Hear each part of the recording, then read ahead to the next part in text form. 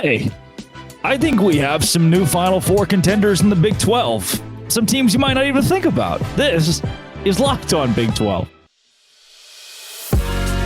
You are Locked On Big 12, your daily podcast on the Big 12 Conference. Part of the Locked On Podcast Network, your team every day. Happy Wednesday, everybody. Welcome to Locked On Big 12, Locked On Baylor crossover. Thanks for making our shows your first listen every single day. Drake Toll alongside you. Cameron Stewart from Locked On Baylor as well. Cam, who is the best basketball team? After last night, what we've seen this week, who is the, and I'm going to ask you to do the stupid thing where I ask you a question and then have like a back end of the question. Who is the best Big 12 basketball team with the knowledge that Houston, Iowa State, Kansas, Baylor, Texas Tech, BYU, and TCU all sit above 500? It's got to be out of those 7 teams. Who's balloons? Though 10 teams could make March Madness. Who is the best? I said this last time. Okay. And I'm sticking with it for now. Okay. I'm saying it's the Houston Cougars. Ooh. But if you ask me on February 25th, I might just say the Baylor Bears. If they can take care of their business, Baylor. That's how you do this. And they can beat, West Virginia on the road. I know they've tripped up some teams, but that should be a win. BYU on the road is like one that I'm just seeing, nauseous looking at. And then on February 24th, if they can win in LJ Cryer's homecoming to Waco, then they are the best for me. But that's a lot to say, right? So right now, the best team is Houston. According to shot quality, which I use for all of my analytics, Houston is number 2 in the country, right behind Arizona. Purdue is number 3, and at number 4 is the team that I think is the best team in the Big 12, and it is Iowa State. That's fine. I believe that Iowa State has the most withstanding roster. Like this is the group. Taman Lipsey being the leader of that. The defense, TJ Otzelberger, they've shown they can do it on the road. That win against Cincinnati, they've shown they can do it at home. They sit at 19-5 overall. They're a top 10 team. Like if I tell the average Big 12 viewer, like, hey, what's Iowa State ranked? You'd be like, 21. No, they're a top 10 21. Team right now with a coach that nobody really knew exactly how he would fit in there. Nobody was over the moon that TJ Otzelberger had the job in Ames. And they feel like they are so built for March. They've had some crappers. Losses at Oklahoma, at BYU that weren't competitive. They barely lost to Baylor in Waco. But overall, their body of work, the way they have thrashed teams at home, the way they've thrashed teams like TCU on the road. For a large portion of that game, it was a blowout until TCU came back at the very end late. Iowa State's done it at home. They've done it on the road. They did it fairly well-ish in the non-conference. I think it was like Texas A&M they lost to, and maybe a Virginia Tech, whoever it was, are not very good. But now, I think Virginia, they're ranked. Yeah. I think Iowa State has set itself apart in this conference. But before we even dig too far into it, we've mentioned Houston, Baylor, and Iowa State. Where's Kansas here? We got Kansas fans throwing stuff right now.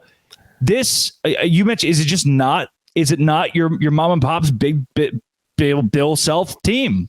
I mean, yes, it is. That doesn't mean they're not good, but it's not a vintage Bill Self team, and it's not the team that we nor Kansas fans were expecting as preseason number 1 and bringing in Hunter Dickinson. Like this kind of inconsistency is not what they thought was coming, right? And I just think when I think about the Big 12 and the top of the Big 12, because all these teams are so good and well-rounded, I look more at the vulnerabilities rather than the strengths.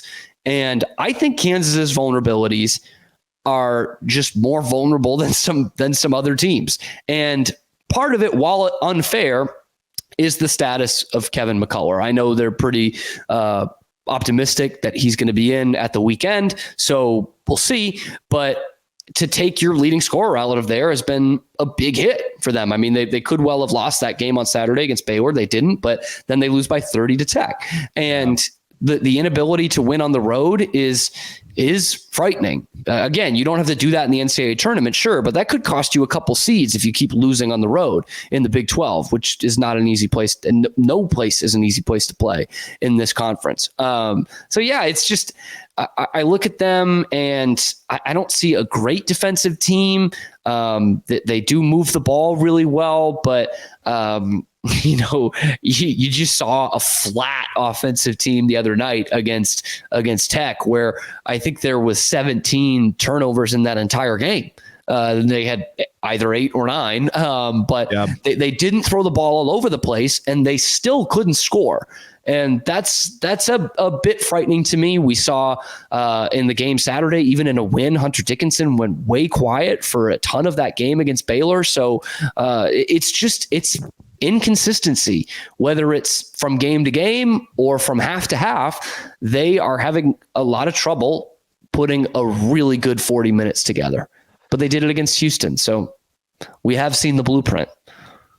Tech is 2-4 on the road. BYU is 2-4 on the road. Kansas is 2-5. Man. That's part of why those teams are not at the forefront of this conversation right now.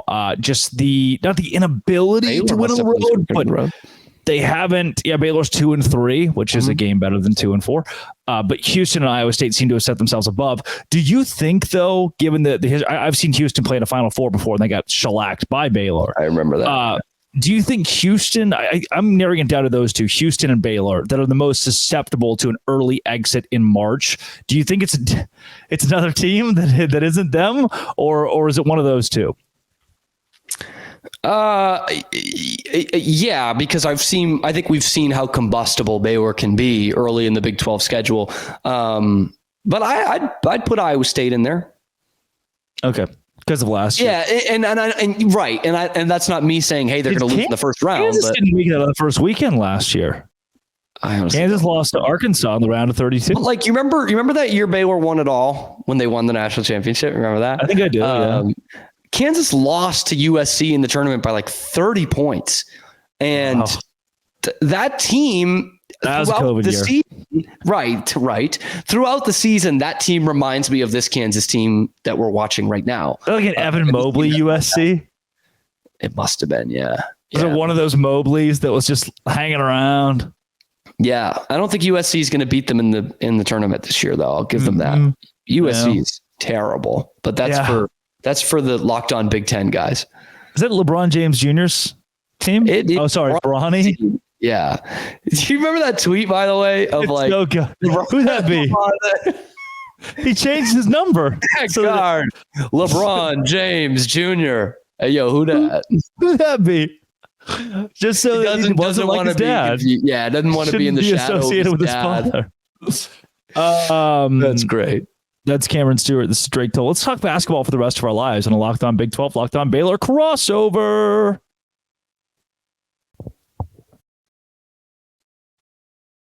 Today's show is brought to all of you kind folks by Game Time. Game Time is where I go when I get bored and want to go to a game. Like, I feel like it's game time. I check my watch. It says Game Time, and I go for cheap because Game Time gets me tickets for cheap. You can find the best deals, last-minute tickets, flash deals, zone deals. Easy to find and buy tickets for every event in your area. View the seat in the venue. What will you be seeing? See it on your phone first. Event cancellation protection, job loss protection, lowest prices guaranteed at Game Time. Game Time takes the guesswork out of buying tickets.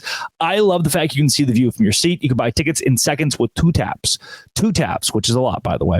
Game Time has deals on tickets right up to the start of the event and even an hour after it starts. The place to find last minute seats is Game Time. Right now, use code Vegas100 to get $100 off a big game. All Game Time users get $100 off a big game ticket with code Vegas100. Terms apply. Just download the Game Time app and use code Vegas100 for $100 off a big game ticket. Or if you're not going to the game, use code Locked On for $20 off your first purchase. Download Game Time today. Last minute tickets, lowest prices guaranteed. All right, Cam, let's talk about Iowa State of all teams. I know you get the Baylor guy here, right? So some Baylor fans go, why are we talking Iowa State? I think that it's Baylor, Kansas, Houston, and Iowa State in the conversation for the best team in the Big 12. And when I think about Iowa State, I think, a national title contender. As someone who covers this league and an individual team in this league, do you think Iowa State scares you more on a neutral court than anyone else? Or even in a tournament format, how does Iowa State strike you? Honestly, they strike my fancy quite well, Drake. When I did the preview of that game a few weeks ago, Baylor and Iowa State, I don't think I've had a more complimentary preview of a team. I was saying this team is built for the NCAA tournament and for a Final Four run for the same reason that you and I like, and most people like Houston at the top of this conference, is why we like Iowa State. I mean, they're very similar teams, and the ones that we have seen very successful out of this conference in the NCAA tournament, we see knockdown, drag out defense, teams that could rebound the heck out of it and have good guard play. And that is all like big checks for Iowa State. And they've got some shooters too, which, not every team in this conference has. So that's what I look at. I'm a big Lipsey fan. I really am. I think he's one of the best young guards in the country. And the way he can create, even when he's not having a great night from the floor, is something that I think makes Iowa State really dangerous. But like you're talking about, we'll wax poetic about how great this Houston defense is, as we should. But like Iowa State is right there defensively, right there, like scary team to play against. According to do you know the site that I use, the analytics site that I always talk about? Come on. Yes. How well do you know me? But I know it so well that I won't even insult you by answering it. You'll hear it in the old shot quality. I use shot quality for You're a big SQ guy. You always have been. Every analytic that I could possibly get my hands on. And the number 4 team in the country in shot quality overall is Iowa State. They check every box analytically, not just the eye test, which I think they pass with flying colors. Mm-hmm. They are to me the scariest team in the Big 12. They just beat they beat the crap out of Cincinnati. They control the game, which let's go there before I even go to the shot quality numbers. Before I even go there, Cincinnati's not a pushover like we thought they could be. No. Oh no! I think I said this on the show before, but my biggest compliment to Cincinnati this year doesn't sound like a compliment, but I promise it is. They bring teams down to their level better than almost anyone in this conference. Like they know they don't have the talent of pretty much any of these teams, and yet there are long stretches when you're playing them where you're like, "What are we doing? What are we doing?" We're playing Cincinnati's game, and that's how they can beat us. So every game we see that from them. Not an easy team. With that said, if I told you you're welcome that Iowa State went to Cincinnati and that Iowa State gave up 17 free throws, I'm going to say gave up, that Iowa State shot 27% from 3 themselves. They allowed Cincinnati to shoot 39% from 3. They got out-rebounded. Iowa State out-rebounded 38-24. You'd think, that's not good. That's probably not good. No, on the road, yeah. However, Cincy is held to 19 of 50 shooting. That is 38%. That's easy. Yeah, that's an easy one. 25 turnovers for the Bearcats as well. And Iowa State leads points in the paint 36-14. It's not like an outlier, like Cincinnati just had a bad game. No, Iowa State does that off night for everybody when you play Iowa State. And according to shot quality, number 4 in the country overall for Iowa State, and defensively number 1 in the nation. They're the number 1 team in the country. And Houston fans are screaming right now. They're just punching air. Yeah. But this is they're right there. This analytics site is trusted by college and NBA teams across the world because of how good it is, and they love the Iowa State Cyclones. Here is my only pressing question. Maybe my only pressing question right now. Last year, they didn't last in March. They lost in round 1. They didn't make it out of the round of 64. Yeah. I don't know how I can trust them this year then. Yeah. I mean, I understand where you're coming from, brother. I understand. And that's I don't know how I can trust them in the tournament format, right? This is such like a bailout, cop-out answer, but and you kind of hinted at it right there. It's one game. Like if they just get a tough matchup, there are some teams where you're like, that has to be a Final Four team. Like they just have too much talent. And I don't know, Iowa State's one of those. They played Pitt and scored 41 points. Like couldn't have been worse. It was bad.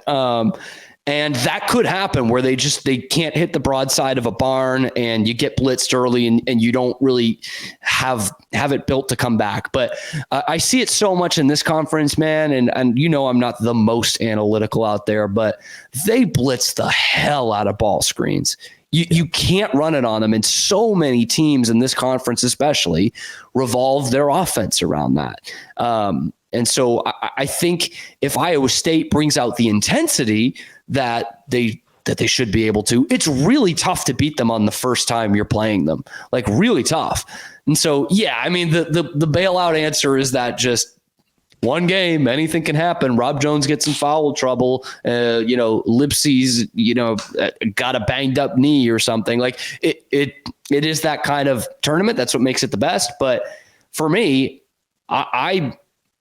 there are days where I see Iowa State as more of a Final Four contender than I see Kansas. Yeah.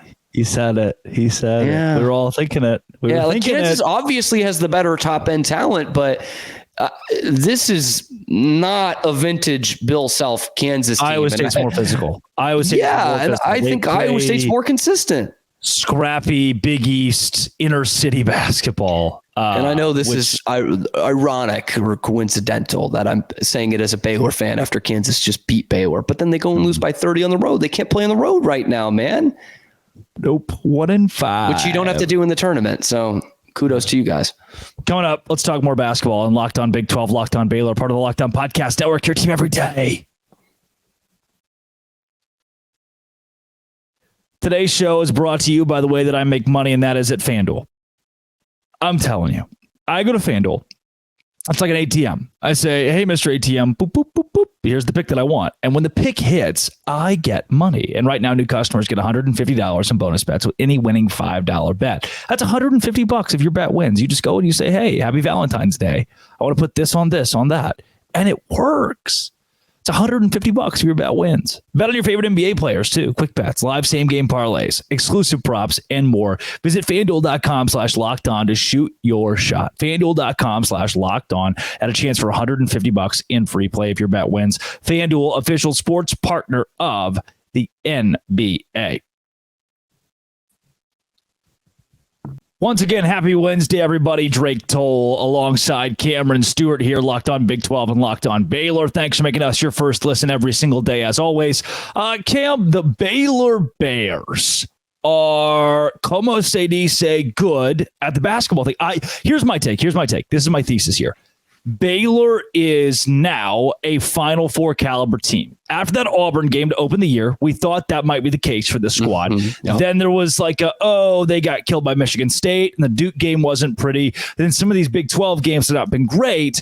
But now, despite a loss against Kansas, where I don't believe in moral victories, but you got a couple, and now this win against Oklahoma, which was dominant, I think I like the Baylor Bears. I do too, Drake. And last night's game was the first time that I was like, they have taken a team that's not as good as them, but Oklahoma is a top 25 team. It has been for months now. Top 10 at one point, I think. Yeah. Gross, but they were there. And Baylor kicked the crap out of them. Like this is their first 20-point lead they've had in conference play.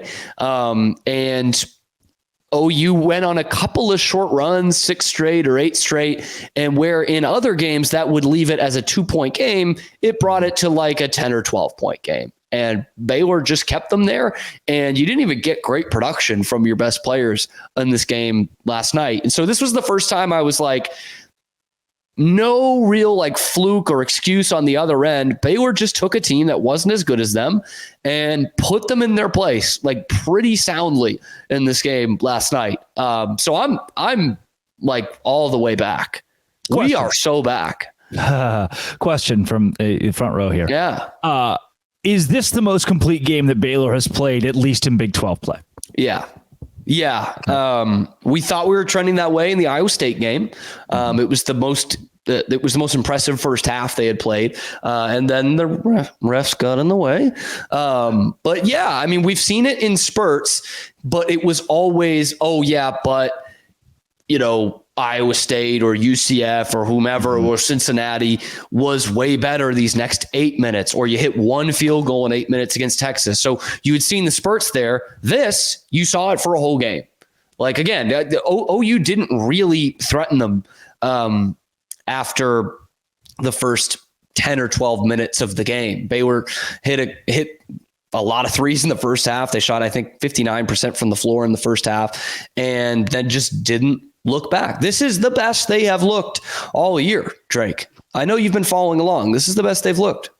That's what 55%, 52% from three. You go 11 That's for 21. Good, man. That's really good. And I think it's a sweet spot. If Baylor makes 11 threes every game, they're going to be tough to beat. If you get double digits for a Baylor, if you're a BYU, you might not be guaranteed to win. For Baylor, it's a question in the front row here. Yes. No, I was going to let you finish that point, but just wanted to put out there. Yeah. Like, there was a time not that long ago where if I asked you who is Baylor's worst starter, who would you tell me? Who? Like, beginning of the conference schedule. I mean, can I say Jaden Nunn? You can say Jaden Nunn, because I think that's what a lot of people would have said. I would have said that. Last night, Drake, he had 27 points on 8 of 12 shooting, 6 of 9 from 3, 3 rebounds, 3 steals, and 0 turnovers. So after 21 turnovers, which that part's shocking, by the way. Yes. After 21 turnovers against Kansas, he and Ray J. Dennis combined for 1 turnover in this game against OU. Like, there's so many things that has changed this Baylor fortune in the last 4 or 5 games here. Yeah. But that is the one to me that, like, Jaden Nunn, who was like killing you at times early in the conference schedule, he just wasn't getting it right. He has gotten it right, and he's not going to give you 27 every night, but the fact that he is capable of that, look out. And also, which he's done all season, played great defense. Baylor fans, I don't know if they really appreciate the defense, because the only time not the only time, but we have seen Davion Mitchell, and it was like so in your face good defense that any casual observer could realize how great the defense was. And now we're starting to realize it with Jaden Nunn too. The 55% and shooting, I love Jaden Nunn. 8% better than Oklahoma, with 6 more shots than Oklahoma, and only turning the ball over 5 times as a team, leading the points off turnover 22-6. I mean, again, this is as dominant as it gets. 10-2 in fast break points. You slowed Oklahoma down. You slowed them down wholly to where they were so uncomfortable they put up 62 points. 5 turnovers for the game. 5 for the whole team. 21, man. Jaden Nunn can usually do that by himself. Or Reggie. Yes, easy. My question is, though, even when he's playing somewhat well, I go back. I think the worst taste that I've had in my mouth in conference play for Baylor, and this may not even be their worst game, but it's TCU. That's the game I circle and go, ugh, I can't get it out of my brain just to think another Horned Frog victory in Waco, and my Horned Frogs going to Waco and getting it done. Naturally, going back home to Waco. Yep. Try to convince me that was the outlier here. Why will those games not show up again? Well, it's a good question, and I don't know that I would have called it an outlier at the time. It was a tough loss, but we had seen them lose close games. We saw, the turnover Kansas State bug and bit them Texas, in that game. The turnover bug had bit them in that game big time. They didn't have good end of the clock possessions, which they have somehow improved vastly the last couple of games. And so it was more of like, it wasn't an outlier at the time, but I can look at that now because the end of the clock possessions are much better. And I know that's only a short portion of the game, but it's absolutely been huge for them. And B, because the defense has steadily gotten better since then, to the point that I don't know that they're going to go back to that. That they had that game in control with 10 or 8 minutes left against TCU. And the Frogs just kept coming down and just like backing them down for layups. Like it wasn't like they really got hot from three or even that Baylor went totally stagnant. In fact, we were keeping track of that. They were scoring, but TCU was getting just great looks at the basket every time down. Yep. And it continued into overtime. Right now, you're not getting that. This is back-to-back games. They've held ranked teams under 65 points, and they really probably could have done that against Tech last week as well, but they kind of let the foot off the gas toward the end of the game. And they have shown dominance in the conference schedule in the zone and in man-to-man, and switching that throughout the game, which again they did last night, that this defense ain't going to be as good as Houston or Iowa State, but it's not going to be that far off. It's really not. When it's all said and done, they have trended towards that direction, and it's not. I just don't think that's something that's going to go away from this team. So that's why I think when you look back at that TCU game, it's an anomaly because they won't play that poor defensively, I don't think. If a team loses a basketball game by 12, is that a blowout? Blowout seems tough. I usually think, Drake, anything inside of 10, it feels like you had a chance at some point. So I don't know if it's a blowout, but that's comfortable. What about 3? And I mean, 12 is a blowout in the Big 12. I'll say that. What if you lose one by 3? That's close. It's a tight game. Baylor has lost 4 Big 12 games by a total of 12 points. Yeah. That's good. That's good. And when you get to March, you can't say, they've won a couple close ones too. Cincinnati, an inferior team, they won by 3. In this conference is, but yes, 4 by my 12 points, and when you're basically one game out of first place, that's huge. Yeah, with West Virginia coming up too, which is very winnable because those BYU Houston games at TCU and Kansas at home, and there's BYU on the road is scary, man. It's got to get tough. This is a Locked On Baylor crossover with Locks on Dose Grande.